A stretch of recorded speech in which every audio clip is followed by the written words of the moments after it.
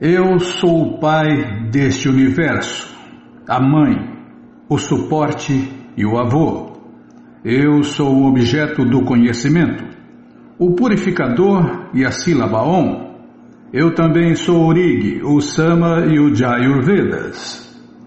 Pitahamasya Jagato Matadata Pitamaha Vejam Pavitram Onkara Rigi Sama Jayurevacha.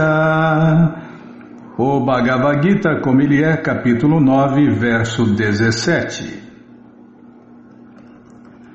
Todas as diferentes, na verdade, ele é que está pensando.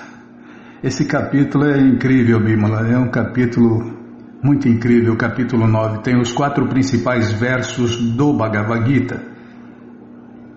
Todas as manifestações cósmicas, móveis e imóveis, manifestam-se através de diferentes atividades da energia de Deus, Krishna. Na existência material, criamos diferentes relações com entidades vivas diferentes, que nada mais são que a energia marginal de Deus, Krishna, mas sob a criação de Prakriti. Algumas delas aparecem como nossos pai, mãe, avô, criador e etc. Mas na realidade são partes e parcelas de Deus, Krishna. Como tal, estas é a mesma coisa, né, que a gente sempre repete aqui, né? Todos nós somos partes do corpo de Deus. Nós somos um pedacinho de Deus, ou se preferir, um Deus em miniatura, um Deus infinitamente pequenininho, microscópico, microdeus. Na verdade, nós somos menores do que um átomo atômico. Assim como cada partícula de luz do Sol pertence ao Sol, nós pertencemos ao corpo de Deus, Krishna. Onde eu estava, hein? Aqui. Mas na realidade são partes e parcelas de Deus, Krishna. Como tal, estas entidades vivas, que somos nós, né? Que parecem ser nossos pai, mãe, etc., são nada mais que Deus, Krishna. Tá vendo? É tudo ilusório, né? Um mundo de ilusões. Na verdade, a única realidade que existe é Krishna e os devotos de Deus, Krishna. O resto é tudo ilusão. Como fala aqui, Prabhupada fala, como tal, estas entidades vivas que parecem ser nossos pai, mãe e etc., marido, marida, são nada mais do que Deus, Krishna. Ainda bem que você é ilusão, Bimala. Tá, não vou falar mais nada. Neste verso, a palavra Data significa Criador. Não só nossos pai e mãe são partes e parcelas de Deus, Krishna, mas também os criadores deste avô e avó e etc. são também Deus, Krishna. Na realidade, qualquer entidade viva sendo parte e parcela de Deus, Krishna, é Krishna. Só que em miniatura. É aqui que os impersonalistas se confundem, né? Ele fala, eu sou Deus. Tudo bem você falar que é Deus, porque você é um Deus em miniatura, um microdeus. Agora você falar que é o Todo-Poderoso, aí já muda de figura, né? Nós sempre seremos a fagulhinha, nós nunca seremos a fogueira. Nós sempre seremos as partículas de ouro e não a mina de ouro. Nós sempre seremos as partes e não o todo. Essa é a diferença entre o microdeus e o Deus, a almona e as alminhas. As alminhas são infinitamente pequenas e a almona é a maior de todas, que é Deus, Krishna, o Pai de todos, a causa de todas as causas, o Deus único, o Supremo. O cara lá de cima é o Todo-Poderoso. Meu amigo, essa é a diferença, né? A fagulhinha e a fogueira, a partícula de ouro e a mina de ouro, a partícula de luz do Sol e o Sol. Tem gente que acha que vai virar Sol, né? Vai dormindo sentado aí, ficando barbudo, dormindo de ponta cabeça, quem sabe? Passe essa ilusão de que você é o Todo-Poderoso, que não aguenta uma dorzinha de barriga, uma dor de dente, uma dor de cabeça, não aguenta nada. Tá, já parei de falar, Bímola. Todos os Vedas, por conseguinte, objetivam somente Deus, Krishna. Tudo quanto queiramos conhecer através dos Vedas é apenas um passo progressivo para se compreender Deus, Krishna. O tema que nos ajuda a purificar nossa posição constitucional é especialmente Krishna. Similarmente, a entidade viva que questiona para compreender todos os princípios védicos é também parte e parcela de Deus, Krishna. E como tal, é Krishna também. É porque só existe Krishna e as diferentes energias de Krishna. E como já foi falado aqui, nós somos a energia marginal de Deus. Em todos os mantras védicos, a palavra Om, denominada Pranava, é uma vibração sonora transcendental e é Krishna também. O Om é a encarnação sonora de Deus, Krishna. E por que em todos os hinos dos 4 Vedas, Sama, Jayo, Rig e Atharva, o Pranava ou Onkara é muito proeminente? Compreende-se que ele é Deus, Krishna. E agora, Bimala? Vamos ler. Eu não acostumei ainda. É a terceira vez que a gente faz isso, né? Então vamos continuar a ler o livro Vida Simples, Pensamento Elevado. Onde nós paramos? Cadê o livro? Não estou achando aqui. Já achei, eu abri tudo errado. Eu abri o contrário. O culpado sou eu. O culpado sou eu sempre. Então vamos continuar aqui a leitura do Vida Simples, Pensamento Elevado. Peraí, deixa eu tomar água.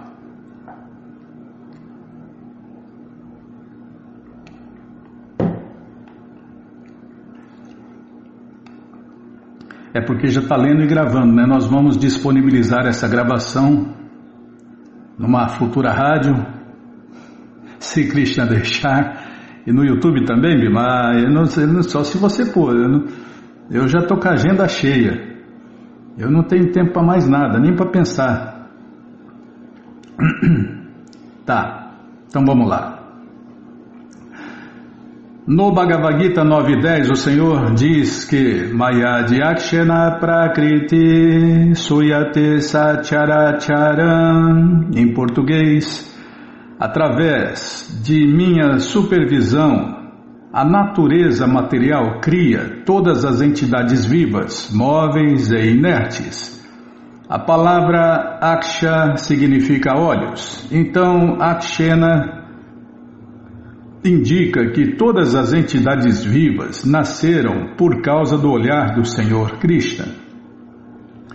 Há 2 espécies de entidades vivas, as móveis, tais como os insetos, animais e seres humanos, e as inertes, tais como árvores e plantas. Em sânscrito, essas 2 espécies de entidades vivas são chamadas de Stavavara Jangama. Stavavara Jangama, e ambas surgem da natureza material. Que natureza? A natureza de Deus, Krishna. Naturalmente, o que surge da natureza material não é a vida, mas o corpo. As entidades vivas aceitam diferentes espécies de corpos da natureza material, da mesma forma que uma criança aceita o corpo dado pela mãe. Por 10 meses, o corpo da criança se desenvolve a partir do sangue e os nutrientes do corpo materno. Mas a criança é uma entidade viva e não matéria. O pai injeta a alma através do sêmen, né? E a mãe, que é o depósito de construção, constrói o corpo. Já parei de falar, viu? É porque tem gente que acha que não existe alma, né? A alma já está dentro do corpo do macho, que injeta na fêmea. E Krishna é o macho supremo que injeta os seres vivos, as almas, na natureza, na mãe natureza, através do seu olhar. Ou através da chuva. O sêmen de Deus é a chuva. Já parei de falar. É a entidade viva que se abrigou no ventre da mãe que então supre os ingredientes para o corpo desta entidade viva. Esta é a lei da natureza. A mãe pode não saber como outro corpo está sendo criado de seu corpo, mas quando o corpo da criança está adequado para a existência externa, ela nasce. Não é que a entidade viva nasça, como se declara no Bhagavad Gita 2.20, Najayate mriyate mriyateva, Najayate mriyate. Tá, agora vai. Najayate mriyateva, em português. A entidade viva não nasce nem morre, mas parece nascer, parece morrer. É mais uma ilusão, né? Que a gente parece que nasce e parece que morre. E aí os iludidos, morreu, acabou. Acabou nada. Nós almas somos eternas. Por quê? Acabamos de falar, nós somos um pedacinho de Deus. E se o pedacinho de Deus morrer, então Deus está morrendo. Se Deus está morrendo, já devia ter morrido. Mas como Deus não morre, suas partes também não morrem. Então nenhum de nós morre, simplesmente trocamos de corpo como alguém troca de roupa. Na marra, mesmo sem querer, né? Na verdade ninguém quer, meu Deus, eu não posso morrer agora, tem tantos planos, quem vai cuidar da minha netinha, do meu netinho, do meu filhinho, quem vai cuidar da empresa, quem vai cuidar do cachorrinho, do gatinho? Eu não quero morrer. Mas você vai ter que morrer, vai ter que trocar de corpo e começar tudo de novo, mais uma vida de ilusão, né? Imagine, né? Quantas nós estamos aqui, nós somos conhecidas como almas eternamente condicionadas. Nós estamos aqui desde tempos imemoriais. Imagine quantas famílias, quantos amores, quantos amigos a gente já teve nessas incontáveis vidas iludidas. Essa aqui é mais uma. Só que a gente tem que virar esse jogo. Nessa vida aqui a gente tem que acordar e nunca mais voltar aqui para não quebrar a cara de novo. Tá bom. Onde eu estava? Najayate mriyateva. Em português. A entidade viva não nasce nem morre. O que não nasce, não morre. A morte existe para aquilo que foi criado. Mas o que não é criado, não morre. O Gita diz que Najayate mriyateva kadati. Em português, a palavra kadati significa em tempo algum. Na verdade, a entidade viva nunca nasce. Embora vejamos que nasceu uma criança, a verdade é que ela não nasceu. Nitya Shashvato Jam Purana. Em português, a entidade viva é eterna, Shashvata, sempre existente e muito velha, Purana. Nahanyate hanyamane sharire. Em português, não pense que quando o corpo for destruído, a entidade viva também o será. Não, a entidade viva continuará a existir. Um cientista amigo meu me perguntava, qual é a prova da eternidade? Krishna diz que Nahanyate hanyamane sharire. Em português, a alma não morre quando o corpo morre. Essa declaração em si já é uma prova. Esse tipo de prova chama-se Shruti, prova estabelecida por declarações ouvidas através da sucessão discipular que vem do Supremo Senhor Krishna. Um tipo de prova é a lógica, Nyaya Prasthana. Pode-se adquirir conhecimento por lógica, argumentos e pesquisa filosófica. Porém, outra forma de prova é Shruti, prova estabelecida por ouvir das autoridades. Uma terceira forma de prova é Smriti, prova estabelecida por afirmações derivadas do Shruti. O Bhagavad Gita e os Puranas são Smriti, os Upanishads são Shruti e o Vedanta é Nyaya. Desses três, o Shruti Prasthana ou a evidência do Shruti é especialmente importante. Tá, Shruti, não Shruti. Shruti, T-I, não Shruti, C-I. Pratyaksha, em português, o processo de receber conhecimento através da percepção direta não tem valor. Porque todos os nossos sentidos são imperfeitos. Por exemplo, vemos o Sol todos os dias, e ele nos parece como um pequeno disco, talvez de 20 centímetros de diâmetro, mas na verdade ele é centenas de vezes maior que a Terra. Então, qual é o valor da percepção direta através de nossos olhos?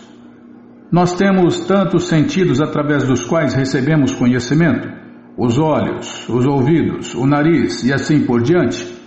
Mas como estes sentidos são imperfeitos, qualquer conhecimento que consigamos através deles também será imperfeito.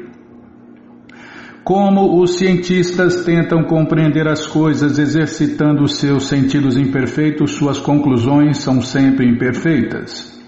Swarupa Damodara, um cientista entre nossos discípulos, perguntou a um cientista amigo seu, que diz que a vida vem da matéria: se eu lhe der os elementos químicos com os quais é possível produzir a vida, você será capaz de produzi-la? E o cientista respondeu: isso eu não sei. Isso é conhecimento imperfeito. Se você não sabe, seu conhecimento é imperfeito. Por que então você se tornou um professor? Isso é enganação. Não sabe como vai ensinar. Nosso argumento é que para nos tornarmos perfeitos, precisamos tomar lições do perfeito. Krishna é perfeito. Por isso recebemos conhecimento dele. Krishna diz que Nahanyate Hanyamane Sharire, em português, a alma não morre quando o corpo morre. Isso foi falado há milhões de anos. Na verdade, quando criou o mundo, quando Krishna criou o mundo, ele criou o manual do mundo, os Vedas. Documentado isso que estamos falando aqui há mais de 5.000 anos. Não é mais uma invenção, mais uma escriturazinha de terceira classe que tem por aí. Tá onde eu estava, Bimala? Já parei de falar. Vou ler de novo aqui. Krishna é perfeito. Por isso recebemos conhecimento dele. Krishna diz que Nahanyate Hanyamane Sharire, a alma não morre quando o corpo morre. Por conseguinte, esta compreensão de que a alma é eterna é perfeita. Kunti Devi diz que os cereais são abundantes, as árvores cheias de frutas, os rios fluem, as montanhas estão cheias de minerais e o oceano repleto de riquezas. Que mais se pode desejar? A concha produz pérolas, e outrora as pessoas decoravam-se com pérolas, pedras preciosas, seda, ouro e prata. Mas onde estão essas coisas agora? Hoje em dia, com o avanço da civilização, há muitas moças bonitas que não têm ornamentos de ouro, pérolas ou joias, mas apenas bijuterias plásticas. Qual é então a utilidade de indústrias e matadouros? Em virtude do arranjo de Deus, pode-se ter suficientes grãos alimentícios, suficiente leite, suficientes frutas, suficientes vegetais e água de rios cristalinos. Mas eu tenho visto em viagens pela Europa que todos os rios estão lá poluídos. Pela lei da natureza, a água do oceano é mantida clara como cristal, e a mesma água é transferida aos rios, mas sem sal, para que se possa tomar água pura. Assim é a natureza, e o jeito da natureza é o jeito de Deus, Krishna. Qual é então a necessidade de construir grandes reservatórios de água? Para aqui, poxa, agora que está ficando legal, Bima. Página 7. Vamos parar aqui na página 7. A natureza já nos deu tudo. É aqui mesmo, deixa eu ver se tem outra natureza aqui. Não precisa nem ver, tá bom, sim senhora, depois vê. Cadê? Aqui. Deixa eu deixar aqui, viu? Não é fácil não. Bom, gente boa, esse livro Vida Simples, Pensamento Elevado e o Bhagavad Gita como ele é, estão de graça no nosso site krishnafm.com.br. Você entra agora no nosso site e na primeira linha está lá o link Livros Grátis com as opções para ler na tela ou baixar o PDF. Mas se você quer o Gita na mão, vai ter que pagar, não tem jeito. Mas vai pagar um precinho camarada, quase a preço de custo. Clica aí, Livros Novos. Já cliquei, já está abrindo, já apareceu aqui a coleção Śrīmad Bhagavatam, o Purana Imaculado, vai descendo. Já aparece a coleção Sri Chaitanya Charitamrita, a biografia autorizada de Deus que voltou neste mundo há 537 anos atrás, a coleção Srila Prabhupada Lilamrita, todo o conhecimento vivido na prática que a gente vai ler no final do programa, na terceira parte do programa, se Krishna deixar. Se eu não falar demais. Então agora sou Deus. Agora sou Krishna então, Bima. Eu é que resolvo se vai ler ou não. Tá bom, vai nessa. Doce ilusão. Tá, e agora sim, o Bhagavad Gita como ele é, você clica aí, já aparece a opção luxo, a opção econômica, e se tiver em estoque no sebo também, né? Não vou olhar. Depois você fala que eu atraso o programa, que o culpado sou eu.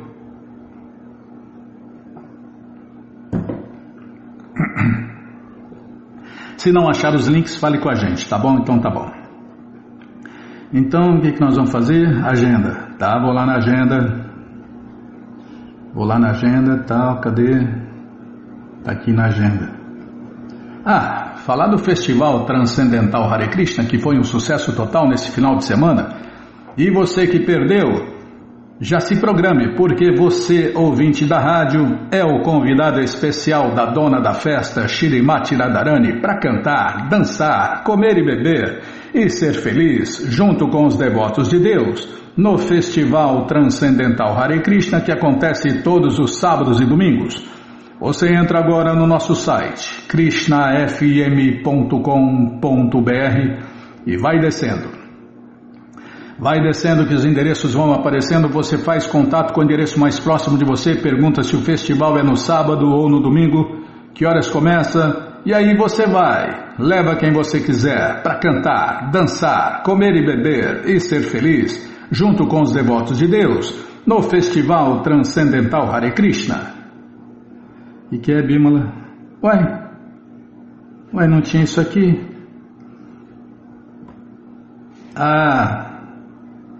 Eu não te lembrei.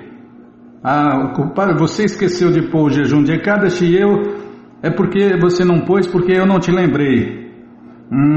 Certo. Aí você viu no Facebook, os devotos postaram e você colocou agora. Então, o culpado sou eu. Eu não te lembrei, por isso que você não colocou, é verdade. Então, dia 21 de janeiro, domingo, tem Putrada Ekadashi, jejum de grãos, que os Hare Krishnas, os devotos de Deus, fazem para a satisfação de Krishna, o Deus Supremo. Antes tarde do que nunca, né? Antes tarde do que nunca. Melhor tardar do que faltar. Tá bom, então vamos ler aqui o jejum de Ekadashi, que vai acontecer neste domingo, dia 21 de janeiro. Geralmente, quando não esquece, né, a gente fala pelo menos 1 ou 2 dias antes, né, Bímola? Mas o culpado sou eu que não lembrei você, e por isso que você não colocou, e por isso que eu não li, e agora a gente vai ler atrasado. Tá bom. Aí o jejum deverá ser quebrado na segunda-feira, dia 22, das 6h38 às 11h04. Agora está bem raro mesmo, né? Você foi no festival? Não, quando foi? Foi ontem. Ninguém me avisou. Estou te avisando agora. Raro e não atrasa. Chega adiantado para o outro ano. Tá bom, Bímola. Sim, senhora. Você pode tirar a carteirinha já. Você pelo menos é uma Vaishnava, você é uma devota. Raro e não atrasa. Chega adiantado para o outro ano, né? Então, tá bom, é verdade. Bom, então vamos lá, vai. O culpado sou eu. Eu já estou falando demais, vai atrasar o programa, vai atrasar a leitura do livro, não sabe se vai dar tempo. Não, o culpado sou eu sempre. Eu comecei a errar Eu não ouvi, né? Eu não ouvi o que os devotos falaram. Nayana, obedece a autoridade, Nayana, senão você vai ter que obedecer uma mulher. Cá estou eu, né? O culpado sou eu mesmo, eu que sou culpado, eu que comecei tudo isso.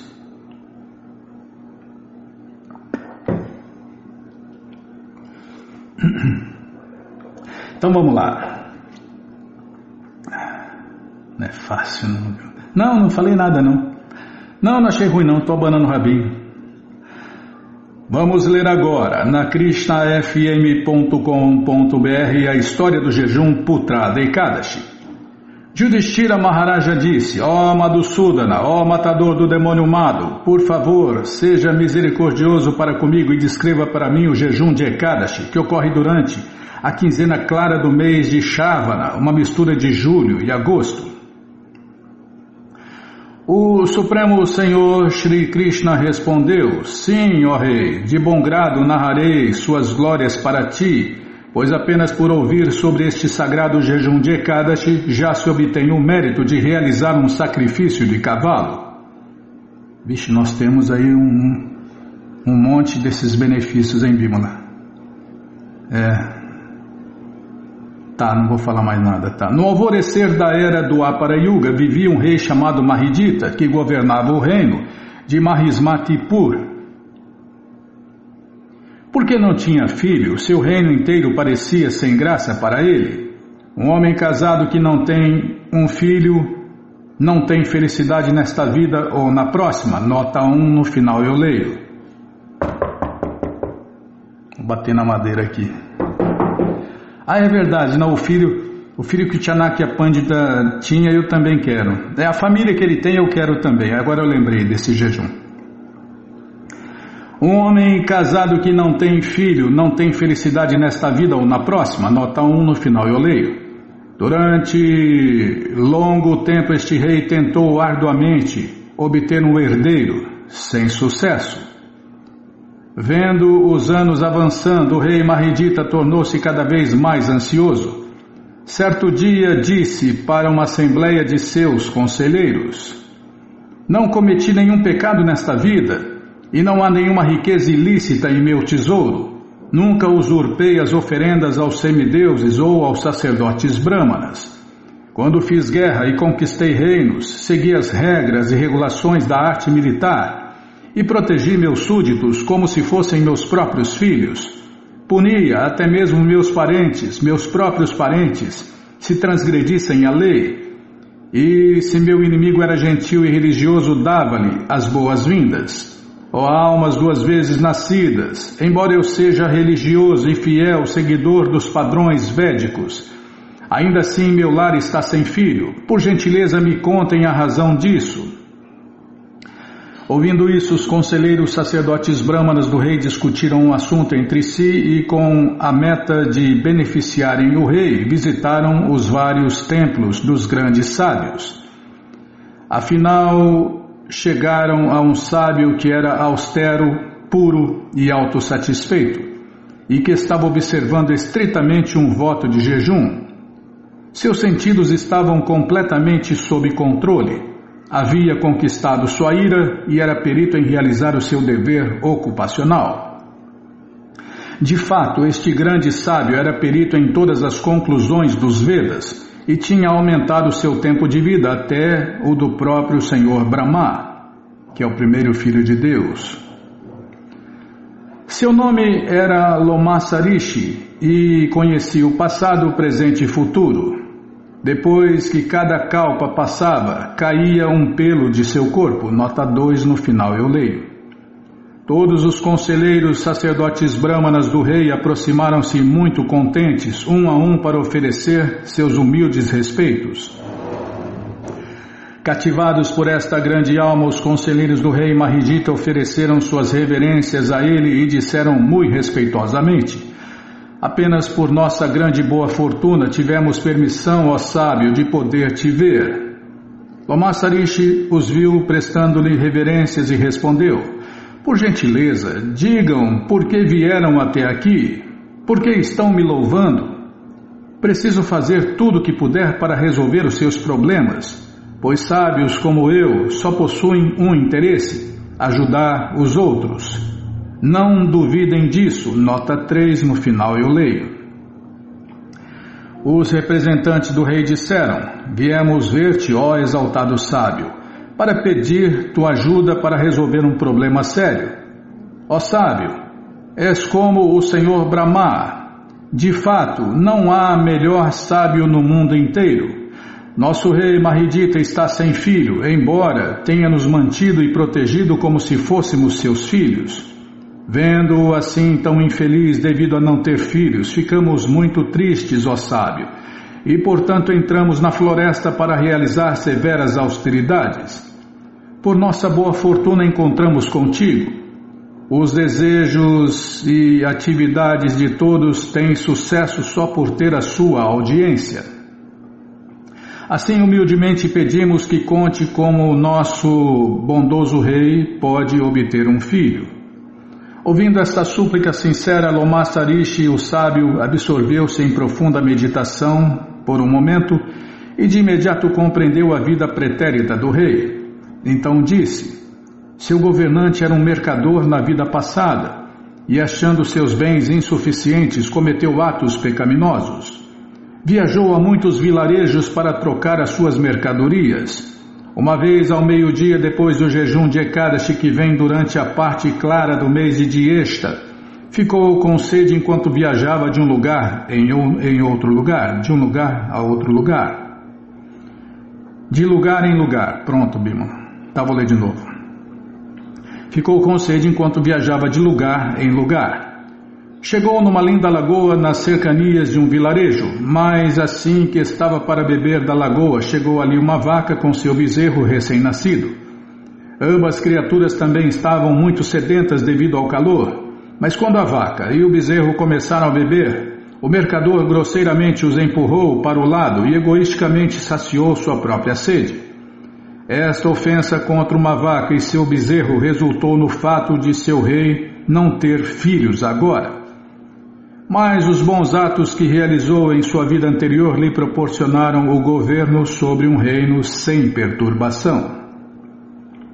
Ouvindo isso, os conselheiros do rei responderam: ó famoso sábio, ouvimos que os Vedas dizem que se pode nulificar os efeitos de nossos pecados anteriores adquirindo mérito. Por gentileza, nos dê alguma instrução através da qual os pecados de nosso rei poderão ser destruídos. Por favor, dê a sua misericórdia a ele para que nasça um príncipe em sua família. Lomasarishi, o sábio, disse: peraí, deixa eu tomar água.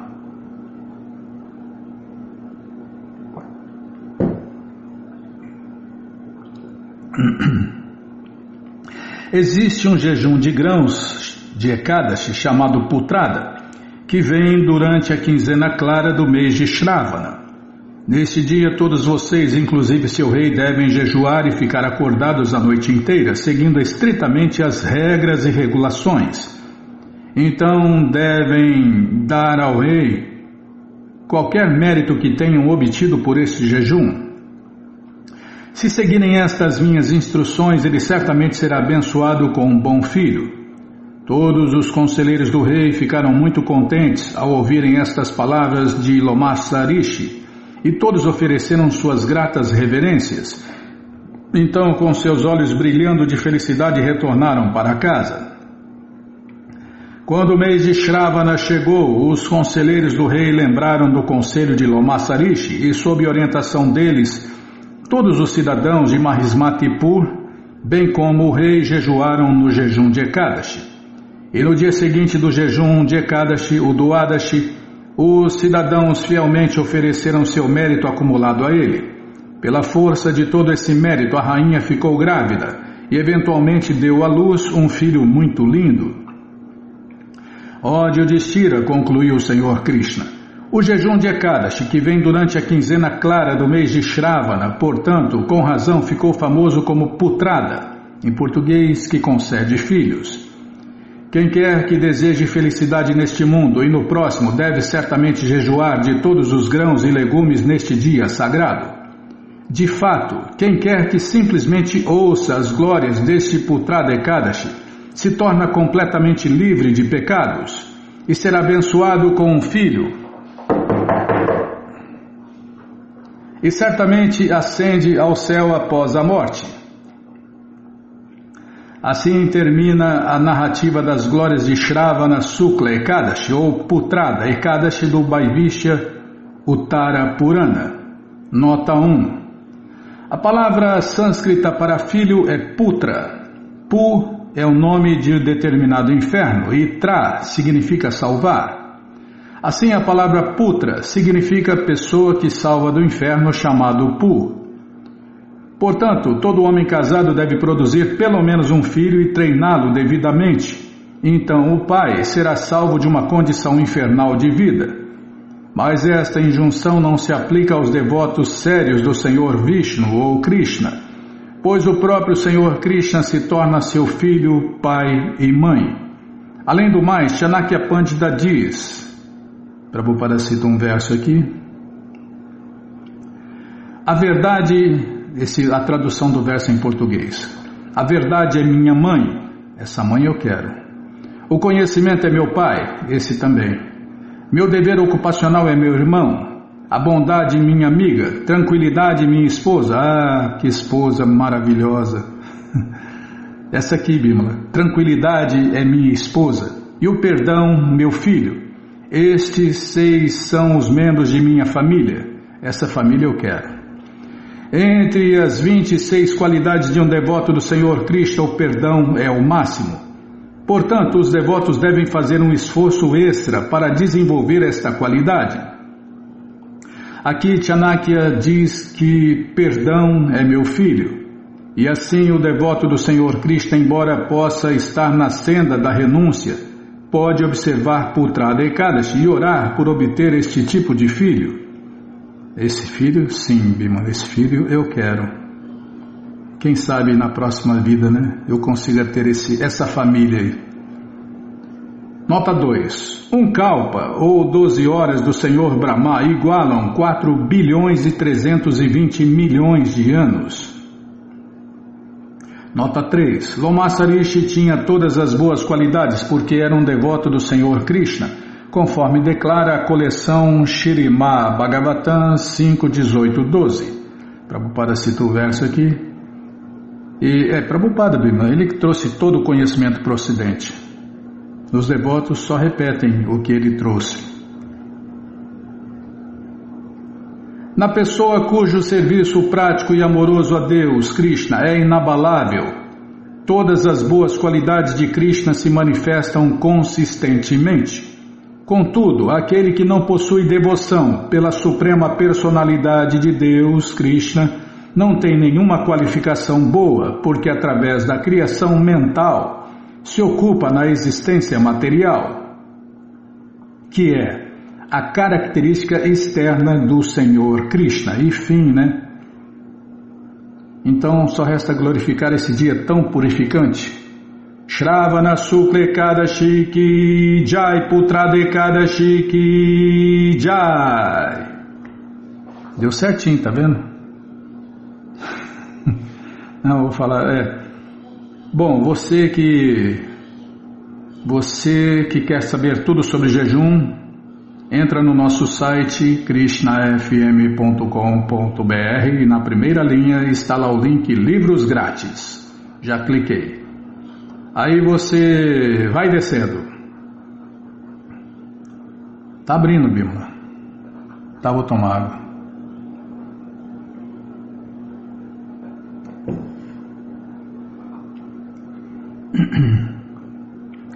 Vai descendo, acho que é o penúltimo link lá embaixo, ó. Tá aqui, ó. É o penúltimo link, lá embaixo, no fim da página. Livro Tudo sobre Jejum. Você clica aí e aí tem, nesse site, nesse blog aí, tem tudo sobre jejum, tudo que você precisa saber sobre jejum. Você que quer todos os detalhes, todas as histórias estão aí, tá bom? Então tá bom. Se não achar o link, fale com a gente. Então agora, a parte que eu mais gosto, Namaon Vishnupadaya Krishna Prestaya Bhutale Srimate Bhakti Vedanta Swami Hitinamine Namaste Saraswati Deve Gauravani Pracharine Nirvishesha Shunyavadi Pastyatya Shatarine. Calma, deixa eu baixar o brilho da tela aqui.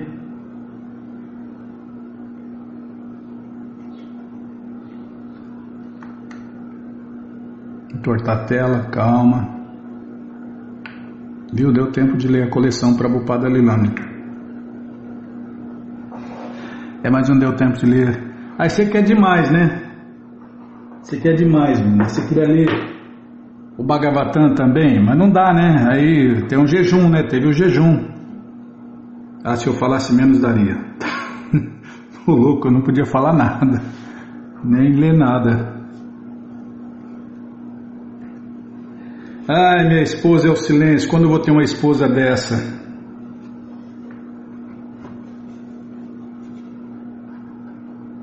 Calma, não me apressa não. Depois eu erro aqui e aí problema. Página 61. Página 61, R1. Que R1? Robert 1. Ai, não é fácil cada marcação.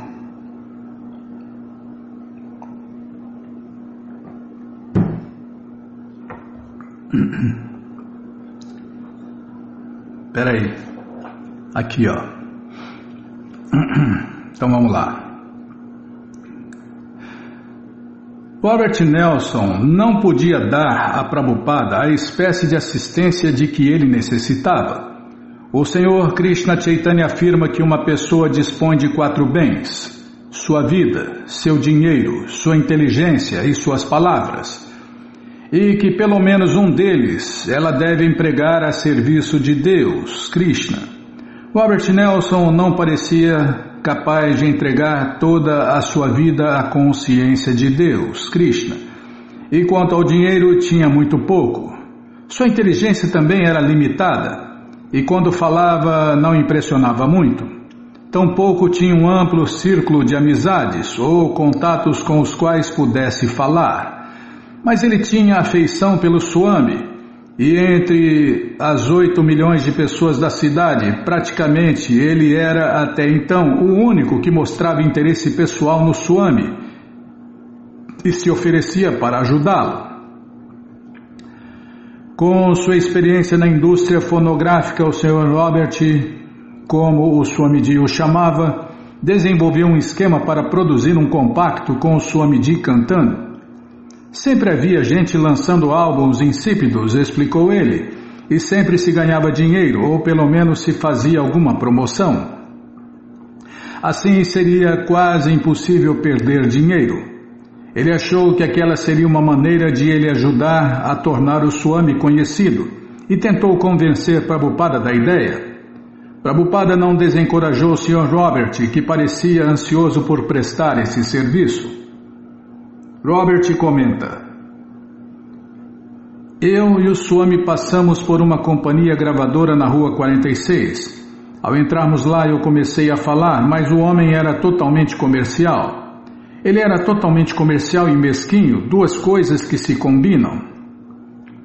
Assim entramos lá com uma fita e tentamos conversar com o homem. O Swami falava, mas o homem dizia que não podia levar a cabo a gravação. Acho que ouviu a fita, mas não quis lançá-la. Aquilo nos deixou desanimados, mas ele não falou muito sobre o assunto. Prabhupada ocupara-se como negociante na Índia e não estava disposto a pensar que de repente poderia voltar a fazer negócios num país estrangeiro, a conselho de um jovem na cidade de Nova York. Além disso, não viera para fazer negócios, mas sim para pregar. Robert, porém, continuava entusiasta oferecendo-lhe seus serviços. Talvez ele não se tornasse um estudante celibatário regular, mas tinha desejo de servir a Deus, Krishna. Para Prabhupada recusá-lo seria talvez rejeitar um jovem ocidental interessado.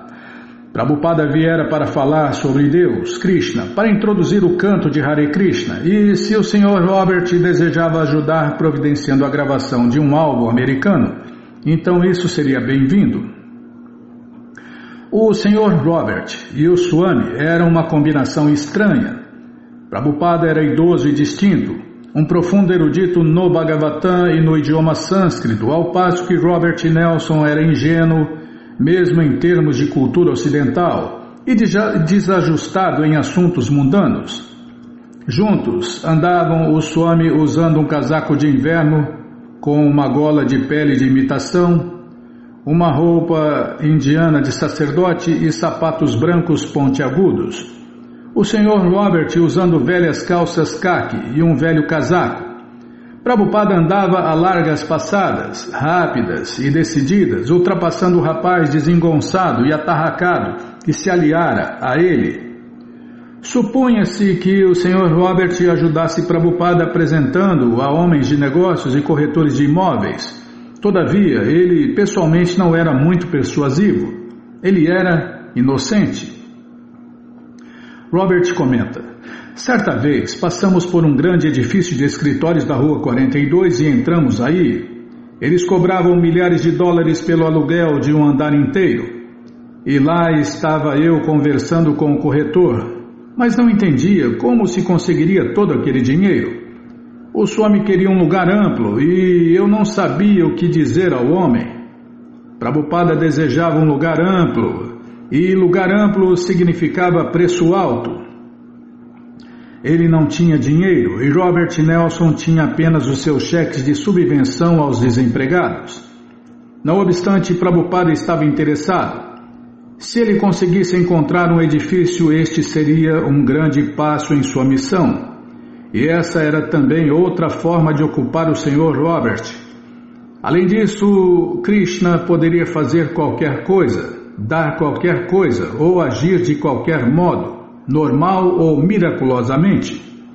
Assim, Prabhupada tinha sua maneira de pensar e o Sr. Robert tinha a sua.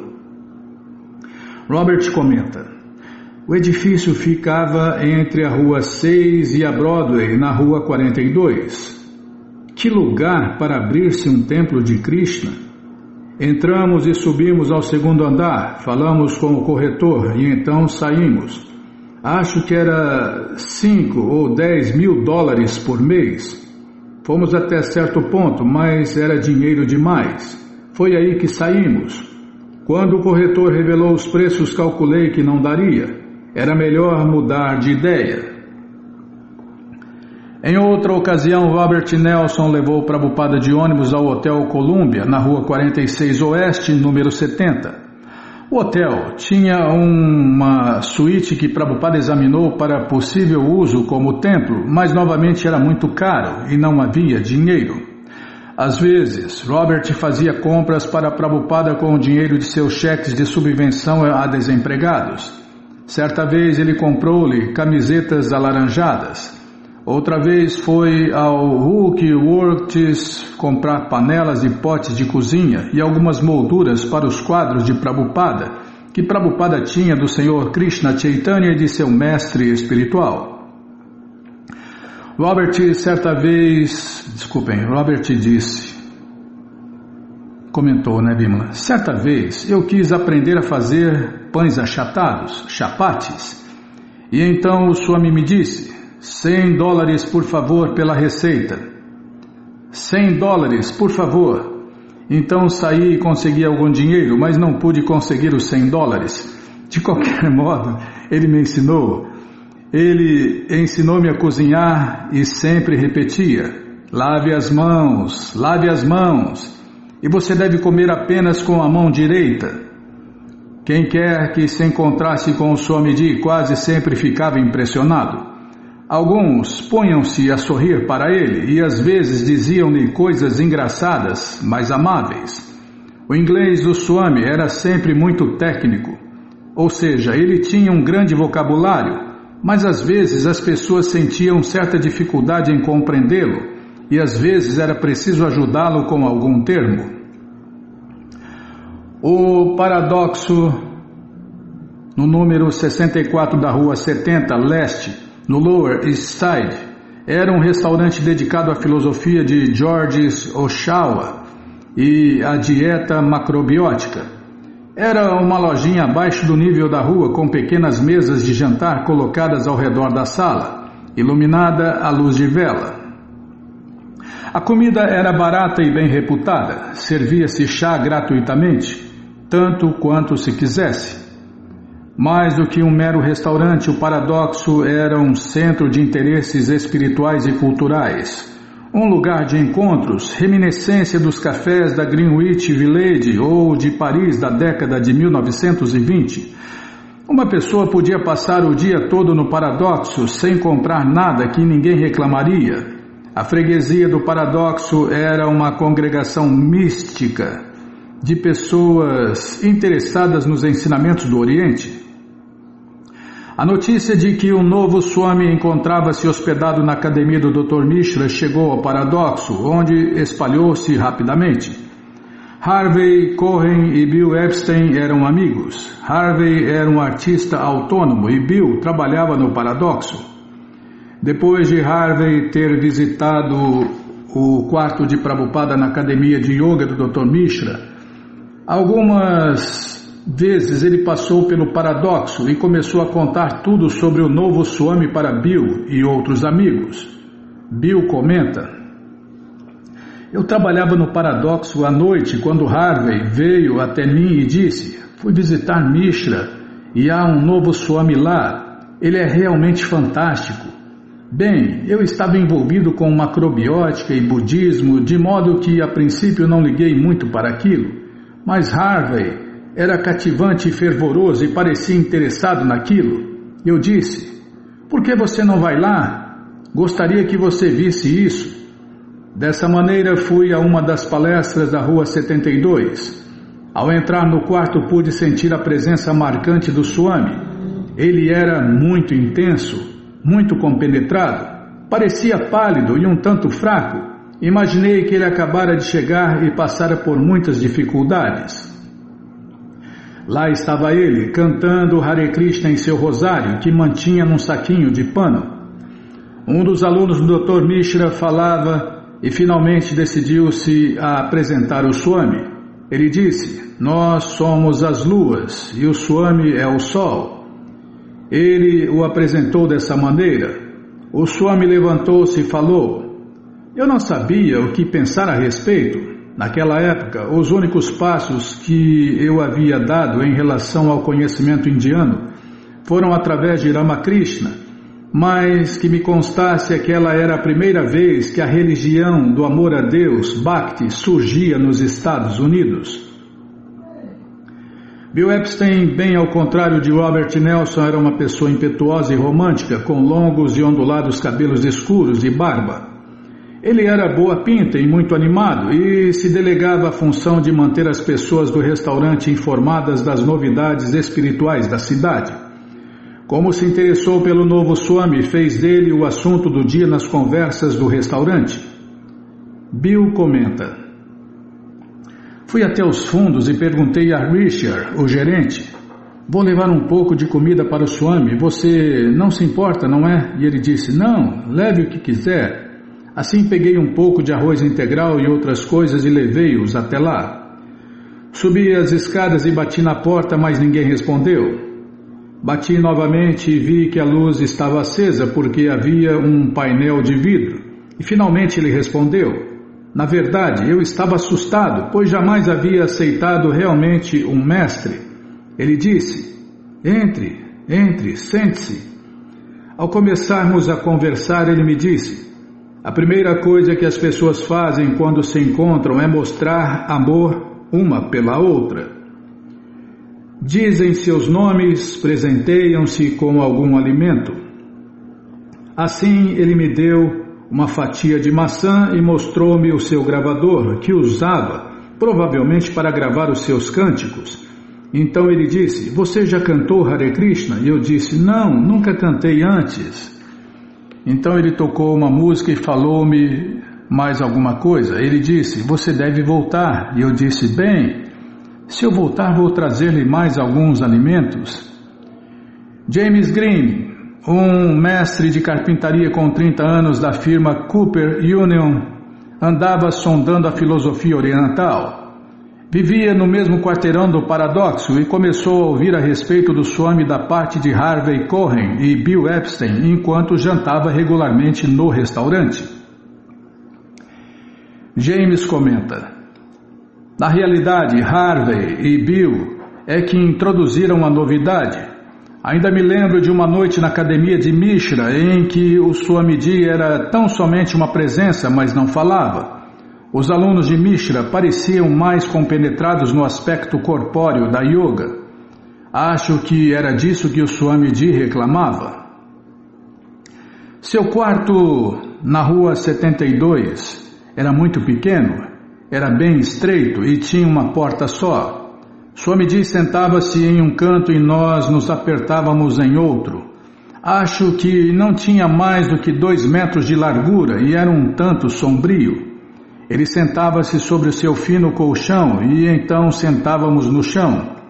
Não cantávamos, tão somente vínhamos para ouvir a palestra. Não havia outro objetivo a não ser a palestra sobre o Bhagavad Gita. Eu já havia lido vários livros e à minha própria maneira tímida procurava um mestre. Creio. Eu não era agressivo nem polêmico. Na realidade, eu não passava de um ouvinte e isso parecia correto. Ouvir o Bhagavad Gita. Tanto que prossegui frequentando. Parecia que as coisas iriam brotar dali. Começaram a vir mais e mais pessoas, então o quarto ficou abarrotado e ele teve que procurar outro lugar. O novo grupo do Paradoxo era jovem e de vanguarda, em contraste com o grupo de pessoas mais velhas e mais conservadoras do subúrbio que vinham comparecendo às aulas de Prabhupada. Naquela época era ainda incomum ver alguém com cabelos compridos e barba. E quando essas pessoas começaram a vir aos encontros do Swami na West Side, algumas das pessoas mais velhas ficaram alarmadas. Como uma delas observou, Swami Bhaktivedanta começou a atrair outro tipo de gente. Era gente do Bowery ou de outros sótãos. Eles vinham com chapéus engraçados, envoltos em mantos cinzentos e me assustavam. David Allen, um curioso de 21 anos, vindo do Paradoxo, recém mudara para a cidade, atraído com otimismo pelo que lera sobre experiências com drogas. Ele encarava o velho grupo como uma espécie de congregação de velhas rabugentas da East Side, que ouviam as palestras do Swami. David comenta: nós não éramos conhecidos como hippies na época, mas era um grupo estranho para as pessoas que haviam originalmente se sentido atraídas por ele. Para elas, relacionar-se com esse novo grupo era diferente. Creio que a maioria dos mestres da Índia, até aquele momento, tinham apenas seguidores mais velhos, e às vezes viúvas ricas os mantinham. Mas o Swamiji voltou-se sem hesitação para o grupo mais jovem de pessoas mais pobres. O que aconteceu em seguida foi que Bill Epstein e outros começaram a dizer que seria melhor para o Swami mudar para o centro da cidade, para o Lower East Side. Era lá que as coisas estavam realmente acontecendo e por algum motivo não aconteciam no subúrbio. As pessoas do centro realmente precisavam dele. O centro ficava à mão e estava no ponto. O centro ficava à mão e estava no ponto. Havia vida ali, muita energia circulando. Parar aqui, Bimala? Poxa vida. Então vamos parar aqui. Na página 67, onde vai começar o capítulo 6. Bom, gente boa, essa coleção Srila Prabhupada Lilamrita, todo conhecimento vivido na prática, está de graça no nosso site krishnafm.com.br. Você entra agora no nosso site e na primeira linha está lá o link Livros Grátis com a opção de ler em inglês na tela. Você pode até usar o tradutor. Mas se você quer essa coleção na mão e em português, vai ter que pagar, não tem jeito. Mas vai pagar um precinho camarada, quase a preço de custo. Clica aí, livros novos. Já cliquei, tá rodando, tá abrindo. Deixa eu tomar água aqui, tá rodando, tá abrindo, tá pensando. Melhor internet do mundo está pensando. Vai, ô trem doido. É o burro mais rápido do mundo, às vezes.